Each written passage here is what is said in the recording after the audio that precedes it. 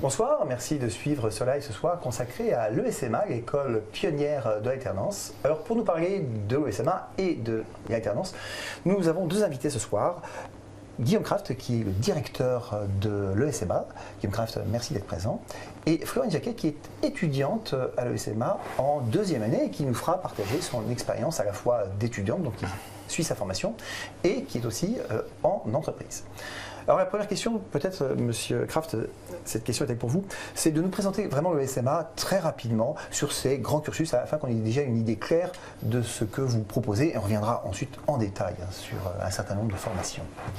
Alors le SMA, c'est donc l'école supérieure de management en alternance qui a été créée donc, il y a une trentaine d'années et qui depuis 25 ans a lancé l'alternance dans le supérieur à partir de Bac+2 et qui propose aujourd'hui en fait plusieurs programmes, un bachelor spécialisé dans lequel Florine se trouve, un programme grande école avec des bachelors grande école et master grande école, puis des masters spécialisés en alternance. On propose de préparer les élèves à tous les métiers du management en dehors des aspects techniques. Et donc on a une vingtaine de spécialités et puis la possibilité pour les élèves de préparer leur projet professionnel sur deux premières années du programme. C'est notre classe préparatoire intégrée dans lequel les élèves finalement affinent leur projet professionnel ou le préparent et puis après se lancent sur 3 ans en alternance. Ah, donc ça nous a situé dans les grandes lignes ce que propose le SMA depuis presque 25-30 ans. Exactement. C'est une dimension que vous aviez en tête, Florine, lorsque vous avez décidé de rejoindre le SMA, cette antériorité, le fait que le SMA était pionnier d'alternance et était installé depuis de nombreuses années. C'est gage de sûreté, effectivement, de se dire que l'école existe depuis presque 30 ans. Alors, la première question qui a été posée par les internautes est pour vous, Florine. On vous demande si vous conseillez l'alternance si on a des activités en dehors des études. Et après, c'est une jeune fille qui nous dit « je fais de la danse à titre personnel ». Je pense que c'est bien aussi de voir la différence en termes de, comment dire, de pratique, de pratique ? Oui, voilà, tout à fait. C'est-à-dire de concilier les deux. Oui, voilà, c'est ça, exactement. C'est une question qui revient souvent quand on parle de l'alternance, qu'elle soit finalement, je pense à l'ESMA ou ailleurs, c'est de concilier les deux rythmes que sont la préparation d'un diplôme ou d'un titre et en même temps une activité en entreprise. Je voulais dire, pardon, c'était la fréquence en fait, c'est ça le terme que je cherchais.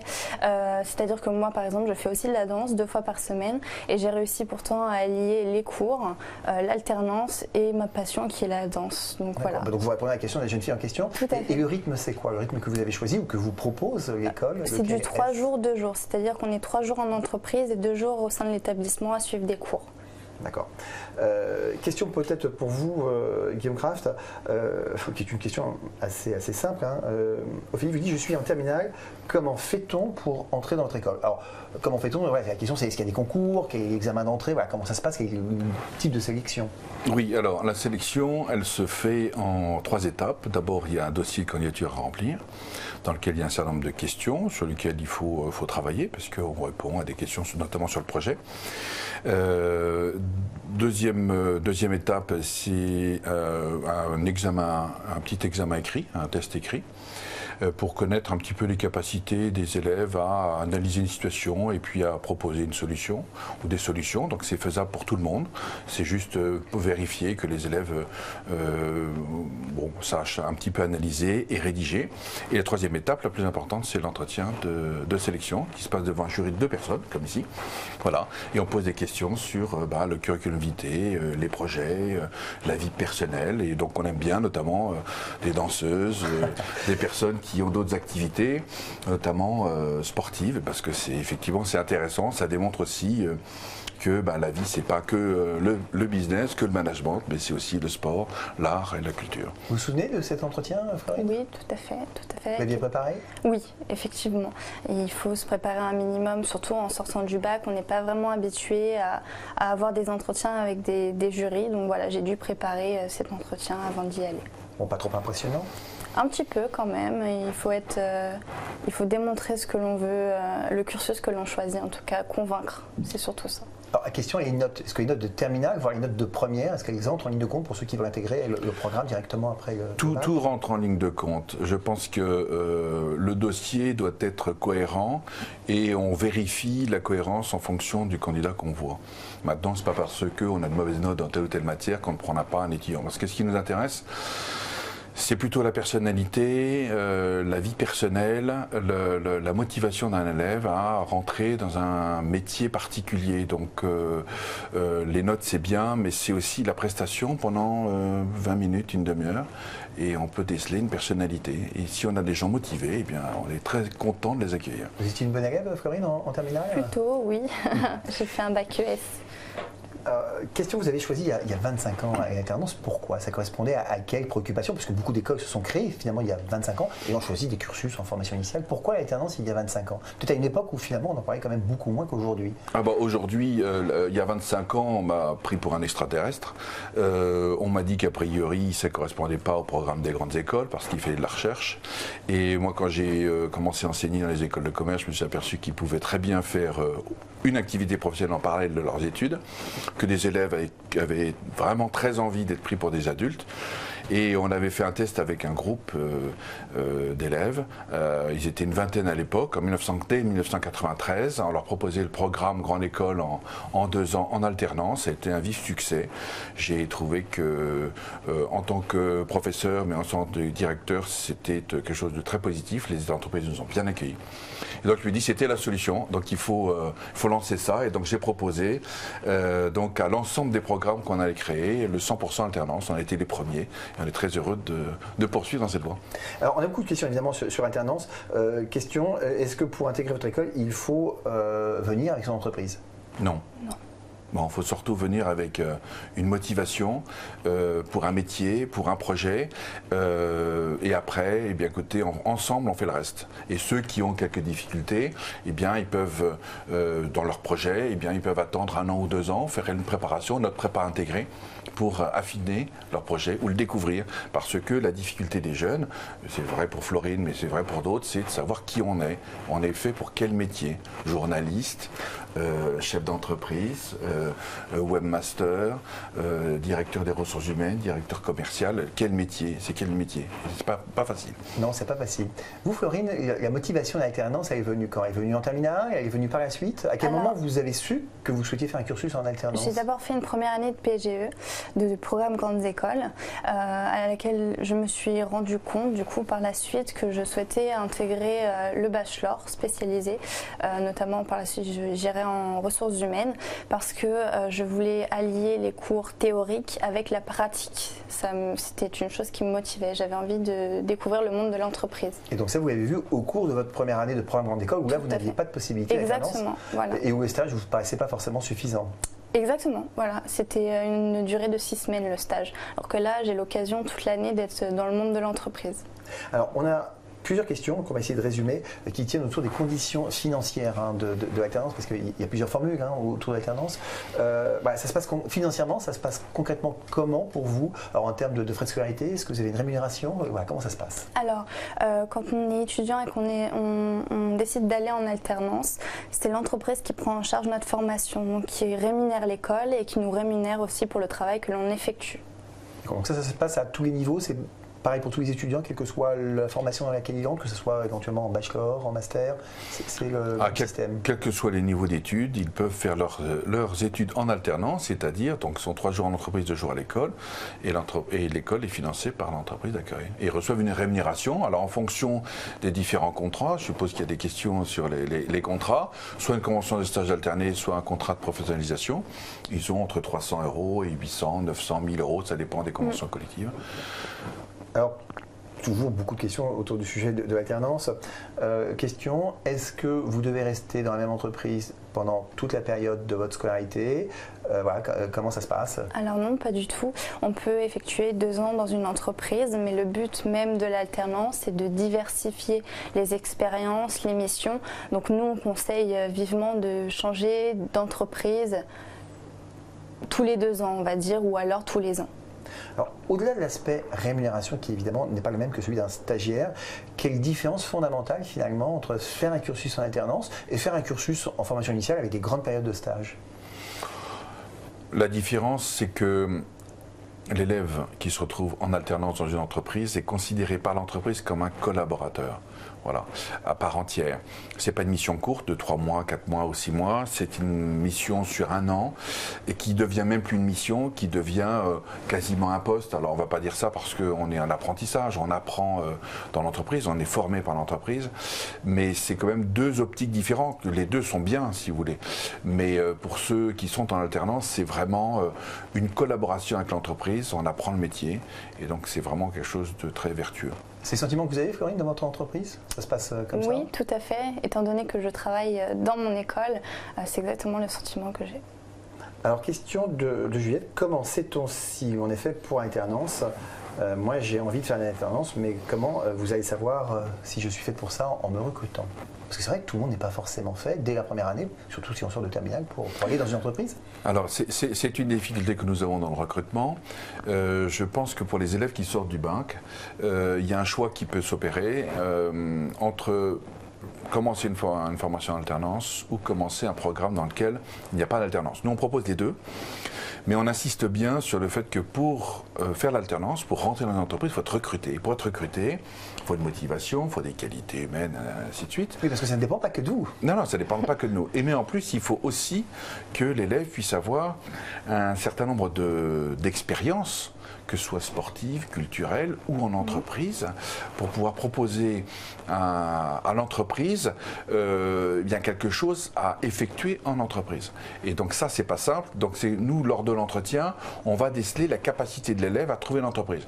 Mais si on décide que finalement, pour cet élève, c'est pas faisable cette première année, c'est pas grave. Il peut faire donc le programme grande école avec les 2 premières années de classe préparatoire intégrée. On va l'aider, il va faire 3 mois, on va dire au total, il va faire 5 mois de stage. Et donc là, va sortir un projet professionnel, une attirance vers tel ou tel type métier, l'industrie, comment dirais-je, les grandes surfaces, le milieu bancaire. Enfin, il y a plein de métiers, il y a plein d'entreprises. Maintenant, il faut trouver sa voie. Parce qu'il faut gérer à la fois son temps de travail en entreprise, où finalement, vous le disiez, vous avez des responsabilités. Donc l'entreprise, quand même, alors je ne vais pas dire exige des résultats, mais vous confie des responsabilités qui exigent du travail, et puis en même temps, vos cours, et la réussite quand même aux examens. Ça va pas être facile tous les jours. Le rythme 3 jours, 2 jours, se permet de découper la semaine en 2 parties. C'est-à-dire que le début de semaine, nous sommes concentrés à être en entreprise, et après, on a le reste de la semaine pour se concentrer sur nos cours. Donc je trouve ça vraiment super comme rythme.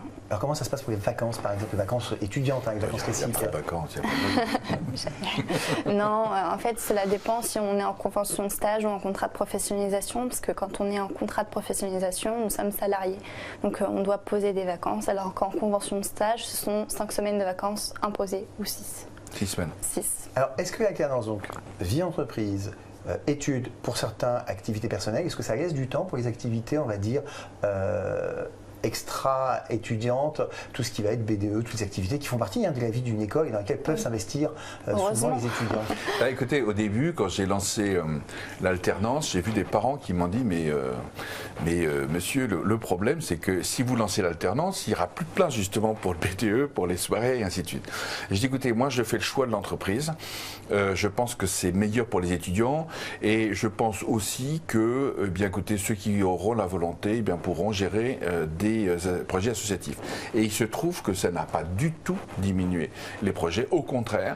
Et j'ai trouvé que les élèves étaient beaucoup plus professionnels dans leur approche pour organiser une soirée, pour organiser un voyage. Oui, ça nous responsabilise. Vous avez le temps, vous, Florine, de vous investir un peu sur ces activités étudiantes? Oui, tout à fait. Dans ma classe, il y a le président du BDE, donc on est assez sollicité. On organise des petits déjeuners, des choses comme ça. Donc une activité classique comme dans les autres écoles qui peuvent faire de commerce, qui peuvent faire de la formation initiale. Peut-on faire de l'alternance à l'étranger? sur un cursus international. Eh bien, On peut écoutez, internationaliser son j'aimerais cursus. bien inventer l'alternance New York-Paris, mais on a vu avec Air France et quelques problèmes C'est un peu sur le compliqué. billet. Oui, Non, mais on c'est peut imaginer en compliqué. Europe. Non, mais on a eu distance des un élèves peu, qui ont travaillé à Londres, Au Luxembourg, par Luxembourg, exemple. Belgique. Donc il y a Oui. quand même possibilité sur Oui. un Oui, mais cursus c'est d'internationaliser, compliqué. mais c'est un peu compliqué. Sur le rythme 3 jours, 2 jours, ça reste compliqué, je trouve. Mais c'est faisable, hein, parce qu'il suffit que l'entreprise finance alors les transports, mais après c'est faisable. On a eu des cas qu'on a bien appréciés avec des élèves qui effectivement partaient 3 jours donc au Luxembourg et puis Revenez pour leur cours. voilà. Question de Johanna, comment cela se passe-t-il lors du recrutement? Donc vous voyez un candidat qui a un potentiel pour intégrer l'école, mais qui doit trouver une entreprise finalement pour suivre sa scolarité. S'il ne la trouve pas, comment ça se passe? Eh bien, écoutez, dans tous les cas, il va la trouver. Donc c'est une question qu'il ne faut pas se poser. Bon. Non, mais je veux dire, il y a toujours des accidents, ça arrive toujours, mais quand on prend un train, on ne pense pas quand il va dérailler. D'accord ? Donc je pense qu'il faut avoir confiance parce que on met tout en œuvre, ou tous les moyens en œuvre pour aider les élèves à trouver leur entreprise, à trouver l'entreprise qui va les satisfaire. Parce que trouver une entreprise, on va dire globalement, c'est faisable, très largement faisable. Trouver l'entreprise qui correspond à l'élève, c'est un peu plus compliqué.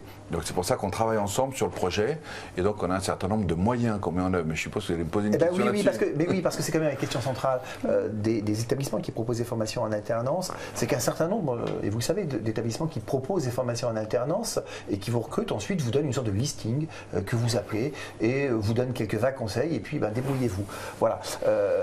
Et puis il y a des écoles qui effectivement ont un vrai travail d'accompagnement, déjà un vrai relationnel avec les entreprises qui font confiance à l'école pour justement trouver des candidats de valeur. Est-ce que c'est votre cas? Alors, vous allez répondre oui. Oui, non, je vais répondre parce que le relationnel avec les entreprises c'est bien, mais c'est pas suffisant. Parce qu'en fait, je dis aux élèves souvent qu'on est comme des coachs. Nous, on n'est pas sur le terrain. On n'est pas sur le terrain de rugby ou de football. Maintenant, on ne va pas gêner les footballeurs ou les rugbyman. On n'est pas sur le terrain. Donc, ce sont les élèves qui sont dans l'entretien. Et donc, nous notre préoccupation, c'est d'accompagner et de former les élèves donc à avoir un entretien. Et lors de l'entretien, faire la différence en répondant aux questions et aux questions qui pourraient être un peu pièges de l'entreprise, mais qui ne sont pas pièges. L'entreprise essaie de savoir où va l'étudiant et si son projet lui correspond. Donc nous, on a, excusez-moi de vous couper, donc on a donc un séminaire technique d'entreprise qui dure 2 jours. On a des ateliers après, notamment avec une femme qui est metteur en scène, actrice et metteur en scène, et qui explique quelle attitude à adopter et comment on se positionne dans la relation avec autrui. Est-ce qu'on regarde bien l'interlocuteur? Est-ce qu'on utilise ses mains? Est-ce qu'on a une conscience de son corps? Et puis, on a aussi donc, un professeur référent qui est là pour aider, pour coacher l'élève, conseiller. Et puis, bien entendu, on a des relations avec les entreprises, on a des postes. On imagine que depuis 25 ans que vous êtes dans l'alternance, vous avez créé un tissu. Oui, mais alors là aussi, c'est bien, on va dire qu'on a un tissu, mais comme on est, comment dirais-je, c'est la rançon de notre succès. Comme nos étudiants sont recrutés par l'entreprise d'accueil à la fin de leur programme. Donc ils n'ont plus besoin d'élèves à former pour de futurs postes. Donc on est obligé de renouveler chaque année entre 30 et 40% de notre tissu d'entreprise. Voilà. Alors je rebondis sur ce que vous dites parce qu'il y a une question de Bénédicte qui vous dit: avez-vous un chiffre sur le nombre d'étudiants recrutés dans l'entreprise d'accueil? Donc est-ce que c'est fréquent qu'un stagiaire en alternance soit recruté par l'entreprise qui l'a pris? La moyenne c'est 50%. Et ça depuis 20 ans, 50% de nos élèves sont recrutés par l'entreprise d'accueil. Est-ce qu'on peut presque assimiler ça à une sorte de pré-recrutement de la part de l'entreprise? Ça peut être assimilé à cela. L'alternance aussi, ça permet d'investir en quelqu'un. Donc s'ils trouvent chaussures à leurs pieds, effectivement, ils recrutent la personne. Ça paraît évident. Et une question qui arrive pour vous, on vous demande ce que vous comptez faire après vos études. Parce que, après, donc, vous êtes en 2e année de bachelor. Et donc la question qui se pose souvent pour des étudiants en bachelor, c'est: est-ce que je poursuis après mon bachelor pour continuer les études ou est-ce que je travaille directement? Tout à fait. Je compte poursuivre sur un cycle long. Donc là, l'année prochaine, je choisis une spécialisation en ressources humaines et je compte faire un master spécialisé en ressources humaines aussi, chez le groupe HEMA. D'accord, mais on peut aussi changer d'entreprise si on le souhaite. Hein. On est bien d'accord. Bien sûr, bien sûr. Cursus, on peut même d'ailleurs, et c'est une des comment dirais-je, une des vertus de nos programmes, c'est qu'à l'intérieur de notre groupe, là on parle de l'ESMA qui fait partie d'un groupe plus général qui est le groupe HEMA, dans lequel, eh bien, effectivement, après un bachelor spécialisé ou un bachelor grande école, et puis on peut bifurquer sur un master spécialisé particulier ou alors continuer sur une voie plus générale. Voilà, donc opportunités effectivement de rebondir, voilà, de poursuivre. Parce qu'on est toujours dans le projet professionnel et le projet peut évoluer. Bon, qui peut dire quand il a 18 ans, 20 ans, ce qu'il veut faire exactement? Il y en a qui le savent, mais finalement après quand on est en entreprise, justement, c'est ça l'aspect vertueux, c'est quand on arrive dans une entreprise, eh bien, on découvre le métier et on se rend compte que peut-être on est fait pour ce métier ou qu'on n'est pas fait. Moi, j'ai vu pas mal d'élèves qui me disaient, ben non, finalement, l'industrie, c'est trop compliqué, je préfère être plutôt dans les prestations de services, ou ceux qui rentrent dans une institution bancaire et trouvent que, bon, voilà, ça ne leur correspond pas, ou d'autres, ça leur correspond, peu importe. Alors, plusieurs questions pour quitter un tout petit peu le terrain d'alternance, plusieurs questions sur les diplômes. On vous demande si on peut rentrer dans votre école avec un bac+4 pour faire un master seulement. Exactement. Et donc là, avec un bac+4, en fonction de l'origine académique de l'élève, il rentre a priori en 5e année ou en 2e année de master spécialisé. Mais là, comme il rentre en admission parallèle, il va faire 15 mois. Lorraine vous dit, vous proposez un BBA et un bachelor, mais n'est-ce pas la même chose? Non, c'est pas la même chose. Un bachelor, c'est l'équivalent d'une licence, c'est en 3 ans. Un BBA, c'est en 4 ans. Est-ce qu'il n'y a pas une dimension internationale pour le Exactement, avec une dimension internationale et linguistique. Plusieurs questions sur la certification dont vous parlez souvent, que vous avez présenté dans votre petit texte introductif avant le live. C'est important la certification pour les titres? C'est important pour les élèves, c'est important pour les entreprises, pour le financement. Là aujourd'hui, nous proposons 11 titres certifiés, dont 7 titres certifiés au niveau 1, 4 au niveau 2, donc qui correspondent donc à nos BBA. Donc ça permet aux élèves finalement de suivre et de préparer un diplôme certifié. Dans pratiquement tous les cas, on a quelques masters qui sont en voie de certification. Donc on y travaille, c'est un élément positif, mais je pense que l'élément principal, c'est pas forcément la certification, c'est le résultat d'un programme, le résultat professionnel. C'est quand on fait une école, quand on fait un programme, eh bien l'objectif c'est d'avoir un emploi. Et comme vous disiez, 50% de toutes les façons de vos alternants sont déjà pris dans l'entreprise actuelle. Exactement. Et donc nous, c'est un point important. Si vous parliez tout à l'heure de points clés, c'est un point important parce que depuis une vingtaine d'années, on insiste sur le fait que nos élèves trouvent en moyenne, en 30 jours, leur premier emploi. Et donc ça, et même au moment de la crise, on a été extrêmement surpris parce que, eh bien, ça se poursuit. Les entreprises, logiquement, comme elles ont préparé et formé un de leurs collaborateurs, eh bien, elles vont le recruter juste à la fin du programme. Ça a compté pour vous, Florine, le fait d'avoir des titres certifiés, oui. Les chiffres d'emploi à la fin des études? Oui, tout à fait, c'est un gage. C'est un gage. Beaucoup d'écoles proposent des titres mais non certifiés. Moi, j'ai choisi une école qui me proposait un titre certifié. Et l'employabilité à la fin de votre cursus, le fait que 50% soient recrutés dans les accueils ou ça que le délai soit ça va de soi aussi. C'est quelque chose qui est important pour vous? Oui. On vous demande si vous êtes sur APB. Non, nous sommes en procédure hors APB, ce qui fait que les élèves peuvent postuler quand ils veulent. Dossier de candidature. Voilà. Mais il faut qu'ils poursuivent la procédure, mais ils peuvent très bien en parallèle venir nous voir, on sera très heureux de les accueillir. Donc vous n'avez pas forcément le même calendrier d'inscription? Non. C'est-à-dire qu'on peut s'inscrire chez vous jusqu'à quand? Eh bien, écoutez, on peut s'inscrire chez nous jusqu'en septembre. Et donc, nous avons une prochaine date limite qui est au 2 février. Donc voilà, où les étudiants peuvent... Mais ça peut aller beaucoup plus tard. Voilà, on est sur une sélection particulière parce que c'est une sélection plus professionnelle, plus personnelle qu'une sélection académique. Mais de fait, on a jusqu'à quand pour trouver une entreprise? Parce qu'il y a la première démarche qui est de poser un dossier, d'être accepté, de faire l'entretien. Et puis ensuite, il y a la démarche de l'entreprise. Et là, on a jusqu'à quand pour trouver son entreprise? À partir de la rentrée, les élèves ont 4 mois pour trouver une entreprise. D'accord. Question de Gaël pour vous, Florine, mais je crois que vous avez répondu. On vous demande si vous comptez changer d'entreprise pendant vos études. Oui, tout à fait. Je compte diversifier les différentes missions qui me seront confiées. Vos professeurs sont-ils plutôt des professeurs académiques ou des profs qui bossent? Les profs qui sont académiques bossent aussi quand même. Hein. Oui, Mais enfin, non, faut on pas voit bien dire la ça. question qui est posée. Non, non. Nous, nos professeurs sont à 100% des professionnels. Ils sont recrutés avec 2 critères. Un premier critère académique. Ils doivent avoir un diplôme de Bac+5 à doctorat. Et le deuxième critère, c'est qu'il faut qu'ils aient 10 à 20 ans d'expérience professionnelle. Voilà. Ce qui rend les cours très, très, très intéressants. Alors concrètement, ça se passe comment les cours pour vous, Florine, s'il est possible de donner un emploi du temps type sur une journée, si tant est que ça soit possible? Parce que peut-être que toutes vos journées sont vraiment très différentes. Ça varie, c'est vrai, mais en général, la journée est découpée en 3 heures le matin, 3 heures l'après-midi. On peut avoir 1h30 de cours de droit, après 1h30 de cours de ressources humaines. Ça varie selon les spécialités et voilà. Et alors beaucoup de TD, beaucoup de cas pratiques, c'est plutôt un amphi où on vous lit un cours, ça se passe comment? Non, il n'y a pas d'amphi. Il n'y a pas d'amphi, c'est que des groupes de maximum 40 élèves. Parfois, il y a une cinquantaine d'élèves, mais on est sur une moyenne de 20 à 30 élèves. Et donc, le cours est à la fois académique et puis et travaux dirigés, et ça dépend des matières. Question de Benjamin, je suis actuellement en licence professionnelle, le master 1 en alternance soit-il accessible pour moi? Est-il utile que je vienne à la journée porte ouverte?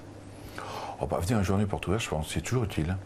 Parce qu'il faut savoir si l'école correspond, voir des étudiants, voir des professeurs, voir l'ambiance un petit peu qui se dégage. On peut les conseiller aussi, du coup. Alors, donc, je pense que c'est toujours bien de venir. Voilà, je serai heureux de l'accueillir s'il vient. Vous parlez d'un réseau d'entreprises, on vous demande avec qui vous travaillez. Est-ce que vous avez des exemples à donner Oui, d'entreprises tout à fait. partenaires qui sont des... Allez-y. Hein. Allons-y, Florine. Notamment Decathlon, la SNCF, Raiwan qui est une marque un peu moins connue, Canon. On a vraiment des partenaires dans tous les domaines, autant le développement durable, les ressources humaines, dans tout. Donc là, vous avez cité des belles marques, mais vous travaillez aussi, j'imagine, avec des PME. Oui, on a la photographie de la France entière avec des PME, des grandes entreprises. Là, vous avez oublié Lidl, dans lequel on a beaucoup d'anciens et qui marchent très bien. D'ailleurs, Carrefour, notamment. Oui, tout à fait. Est-ce qu'on peut couper, c'est une question qui vous est posée, est-ce qu'on peut vraiment couper son emploi du temps en deux, c'est-à-dire lorsque vous êtes en cours, est-ce que vous déconnectez complètement de l'entreprise et inversement, lorsque vous êtes en entreprise, est-ce que vous déconnectez complètement des cours ou alors c'est une immixtion finalement constante? Alors quand je suis en cours, c'est-à-dire que je suis totalement concentrée à ce que j'apprends. Quand je suis en entreprise, je suis 100% en entreprise. Il faut faire la part des choses. Et là, vous recevez, j'imagine, beaucoup de courriels dans le cadre de On n'a votre pas entreprise. accès à nos boîtes. Donc ça veut dire que pendant les jours où vous êtes en école, vous ne regardez pas votre messagerie et Non, vous n'êtes j'ai pas pas actif les accès. sur... D'accord. Et ça, c'est une règle pour tous les alternants ou c'est spécifique Non, à... ça dépend des entreprises, mais on essaye de dire aux entreprises et aux élèves d'essayer quand même de déconnecter pendant les 2 jours de cours. C'est quand même, voilà, il faut essayer de séparer les choses. C'est comme si vous demandiez à un élève est-ce qu'il déconnecte quand il est en entreprise, alors si il commence à réviser ses cours en entreprise, ça ne va pas. Donc faut arriver. C'est difficile, c'est faisable dans l'année, puis à la fin de l'année, ça devient un petit peu plus compliqué. Question importante pour les établissements qui proposent des formations d'alternance, c'est le suivi finalement, le suivi de comment ça se passe. Alors vous, c'est peut-être un peu particulier, mais c'est le suivi de vos alternants. Est-ce qu'il y a un suivi régulier de la manière dont ça se passe pour l'alternant dans l'entreprise, voir s'il progresse, si ce qu'il fait est conforme à ce qui lui était promis, enfin voilà, si tout se passe bien? Écoutez, normalement, il y a un suivi qui est en 2 étapes. Un premier suivi, on essaie de savoir si l'intégration de l'étudiant s'est bien déroulée au sein de l'entreprise, et puis un deuxième suivi avec une analyse, aux 2/3 du parcours, une analyse on va dire de la relation de travail dans l'entreprise, donc faite par un professeur, le professeur référent. Donc il va demander aux entreprises, poser un certain nombre de questions. Et puis après, en juillet, il y a un questionnaire qui est donné aux entreprises, sur lequel les chefs d'entreprise, les patrons de ces élèves répondent en disant pour tel critère, par exemple, capacité à parler en public. Donc il y a des lettres pour savoir s'il y a une évolution sur l'année. Et donc dans l'obtention finalement du diplôme à la fin de l'année, ça compte quoi l'appréciation d'entreprise? Écoutez, ça correspond, il y a un coefficient de 10. Question financière, on vous demande, au final on ne paye rien si on trouve une entreprise, même pas les frais de scolarité? Ah non. Non, il y a des droits d'intégration qui sont d'environ 1 000 euros, qui permettent donc nous de suivre les étudiants, de les former à trouver une entreprise. Et puis après, tout le reste est financé par l'entreprise. Florine, quand vous avez souhaité faire de l'alternance, vous nous avez parlé tout à l'heure, puisque la première année, vous l'aviez choisi en formation initiale, la question financière a été prépondérante ou c'était vraiment le souhait d'avoir une expérience en entreprise? Non, c'était le souhait vraiment d'avoir une expérience professionnelle, plus que financière. Que dois-je vous dire en entretien pour être sûr d'être prise? C'est une bonne question. Alors, je pense qu'il faut, je pense qu'il faut regarder sur Internet, dans des ouvrages, les différents métiers qu'on aimerait faire. Voilà. Il faut essayer de se projeter sur l'avenir, essayer de voir les métiers qu'on aimerait faire et faire en sorte que le programme qu'on a choisi correspond au métier. Voilà. Donc il n'y a pas de réponse miracle, de questions. En plus, je veux dire, c'est comme je pense dans beaucoup d'entretiens, notamment des entretiens de recrutement professionnel. On prend le curriculum vitae et on pose des questions sur les choix qui ont été faits. Pourquoi un bac ES? Pourquoi tel bachelor ou telle première année? Pourquoi telle mission? Vous avez fait du football ou vous faites de la danse? Et bien, pourquoi? Qu'est-ce que vous avez retiré? Est-ce que vous vous sentez meilleur? Est-ce que moi j'ai vu quelques élèves qui avaient du mal à dire qu'ils étaient arbitres dans une équipe ou qu'ils étaient entraîneurs pour des enfants. Mais il dit mais voilà, c'est du management. Ouais. Donc il faut le mettre en avant. Florine, une question sur vous, les qualités nécessaires pour assurer en alternance, nous dit l'internaute. Rigueur, sérieux, ponctualité, et puis je pense qu'il faut être assez autonome aussi, même si on a un cadre et qu'on nous montre les choses, on est là pour apprendre principalement. Mais il faut être sérieux, vraiment, et autonome un petit peu. Le qualificatif que vous retiendriez, oui, sérieux et sérieux, rigoureux. Tout à fait. Oui, on est dans un milieu, enfin on a quand même des comptes à rendre à l'entreprise, donc il faut arriver à l'heure, il y a des dossiers à faire, il faut être, je pense que globalement il faut être sérieux, ponctuel, mature aussi. Et puis s'adapter à l'entreprise et au rythme de l'entreprise. Guillaume Craton, on vous demande de revenir sur cette notion de prépa intégrée qui manifestement n'est pas forcément bien comprise. Alors, ça, cette prépa intégrée, c'est à destination priorité des élèves des bacs généraux, donc S, ES et L, qui n'ont pas ou peu d'expérience professionnelle. C'est une prépa qui dure 2 ans, où ils auront pendant 2 jours par semaine donc des cours sur l'aspect plus professionnel, donc marketing, communication, droit et puis un peu d'économie. Et de l'autre côté, en début de semaine, ils auront des cours d'histoire, un peu plus d'économie aussi, et puis un cours d'initiation donc à la langue anglaise, enfin, ou l'apprentissage d'un cours en anglais, et puis quelques séminaires pour les renforcer sur le point de vue linguistique. Et parallèlement, on les prépare à l'entreprise, au management et à l'alternance. Donc on va travailler avec eux sur leur projet professionnel. Donc c'est un temps qui leur permet pendant 2 ans d'avoir une comment dirais-je, d'augmenter, on va dire, en gamme intellectuelle et culturelle et professionnelle, et en même temps de travailler sur leur projet. Comme ils vont avoir des cours dans les différents métiers de l'entreprise, là ils vont pouvoir peut-être mieux découvrir les métiers. Là, on a un cours de présentation de la communication, de tous les métiers de la communication. Donc, ça leur permet d'avoir un panel général de ce qui peut se faire.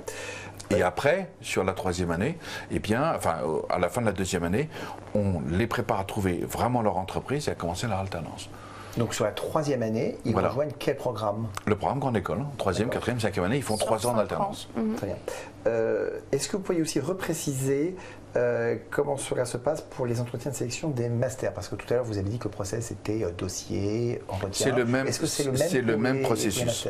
C'est le même processus. Il n'y a pas de modification. C'est évident qu'on est un peu plus exigeant pour des élèves qui viennent du licence ou qui ont déjà une école. Par exemple, on recrute des élèves qui ont fait des écoles d'architecture, des écoles d'ingénieurs ou qui viennent d'autres écoles de commerce. Donc on est un peu plus exigeant sur leur projet. Donc, vous n'avez pas de profil privilégié pour intégrer? Non, il n'y a pas de profil. Alors, ce qui est important, c'est la personnalité, la volonté d'exercer un métier et d'avoir un projet. Alors, quand on sort du bac, le projet, il est parfois un peu inexistant, il est en germe, en devenir.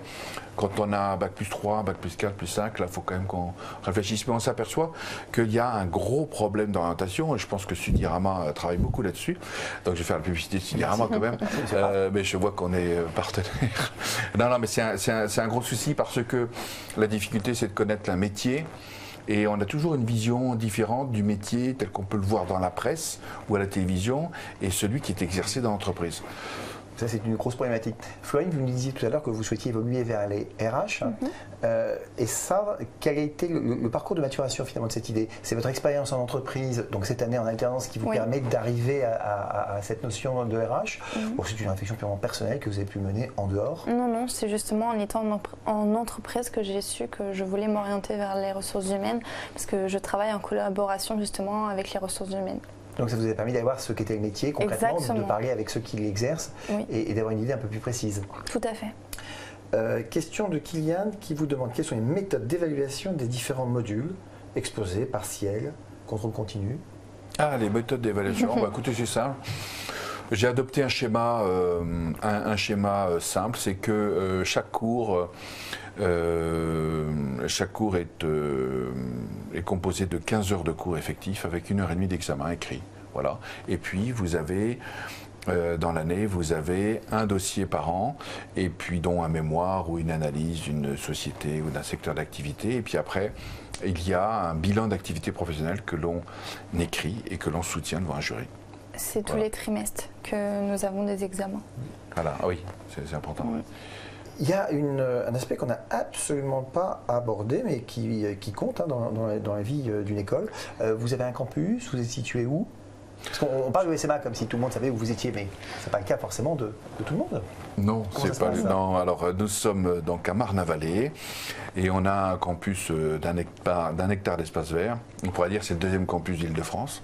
Donc on a quand même la joie d'avoir des cours qui donnent sur des espaces verts. Donc il y a une aération qui est assez très agréable, tant pour les professeurs que pour les élèves. Voilà.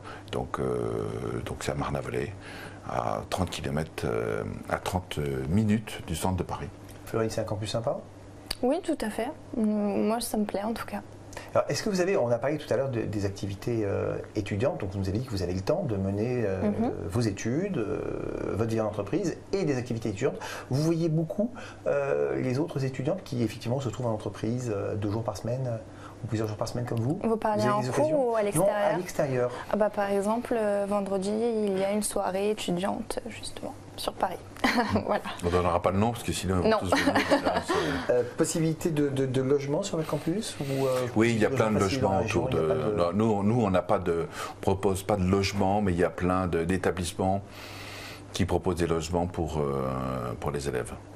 Alors, ce live arrive à sa fin et j'ai gardé une question qui m'a été posée, qui est une question d'ailleurs qui est posée classiquement par un étudiant et qui vous demande au fond pourquoi est-ce que je choisirais l'ESMA plutôt qu'une autre école en alternance. Parce qu'il est vrai qu'il y a quand même beaucoup d'écoles en management qui proposent de l'alternance, que ce soit en bachelor, en master.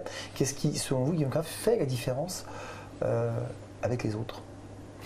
Je pense que c'est... il y a l'ancienneté, ça fait 25 ans qu'on pratique l'alternance. Je pense qu'on a encore des choses à améliorer. On a la possibilité, quand un élève rentre, de s'adapter donc au projet professionnel. Et donc les élèves peuvent effectivement bifurquer dans leurs différentes années. Et puis il y a surtout cet axe d'aide à l'orientation des élèves qui permet aux élèves d'avoir son entreprise en toute sérénité. Même si ce n'est pas une chose aisée, parce qu'effectivement, il va falloir travailler, il va falloir faire une introspection sur soi-même, savoir qui on est, pourquoi on est là. Alors, on aurait pu conclure sur cela, mais j'ai encore 2 questions. La première, je ne suis pas de nationalité française, mais vos formations répondent à mes motivations personnelles et mon projet professionnel. J'ai aujourd'hui 31 ans, comment faire? Bah écoutez, il faut taper à la porte, tout simplement. Donc c'est possible. Oui, c'est tout à fait possible. Chez vous, Oui, parce qu'on a aussi notre particularité, mais on n'a pas le temps de trop en parler, c'est que on fait venir aussi, enfin, on forme aussi des salariés. Donc en formation continue qui intègrent nos masters. Donc ce qui permet d'avoir d'ailleurs dans des salles de cours des choses assez étonnantes avec des adultes ou des préadultes, et voilà, c'est très agréable. Donc 31 ans, ça ne nous fait pas peur, au contraire, c'est très bien. Très bien. On a d'anciens sportifs, on a des cyclistes, on a des gens assez brillants. Là, on a un ancien basketteur de l'équipe de France qui est là, qui a effectivement une trentaine d'années, qui a laissé sa femme, voilà, et puis ben, voilà, il fait son programme pendant 1 ou 2 ans pour voilà, revenir à la vie. Avis à tous ceux qui veulent se former. Fleur, une dernière question peut-être pour vous. On vous demande, par rapport à l'idée que vous faisiez l'alternance, quelle a été votre meilleure surprise en pratiquant l'alternance réellement par rapport à ce que vous imaginez, et peut-être ce qui vous a paru le moins positif Le positif, les relations que j'ai pu avoir avec autrui, les personnes avec qui je travaille, les responsabilités aussi, c'est quelque chose qui nous forge, qui nous donne de la maturité.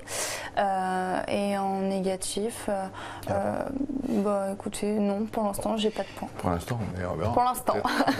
Dernière chose, vous organisez des journées portes ouvertes Oui. Régulièrement, il suffit d'aller sur votre site pour en trouver la date et les conditions. Oui, la prochaine c'est samedi prochain, donc on sera très heureux d'accueillir tout le tous monde. ceux que ce qui intéresse, mais de Samedi Voilà, je pense 28. que c'est important d'aller voir les écoles, de voir comment ça se passe, c'est bien. Très bien. On est très heureux. Guillaume Kraft, Florian Jacquet, merci d'avoir répondu aux questions des internautes. Merci d'avoir suivi le live et rendez-vous pour d'autres émissions. Merci.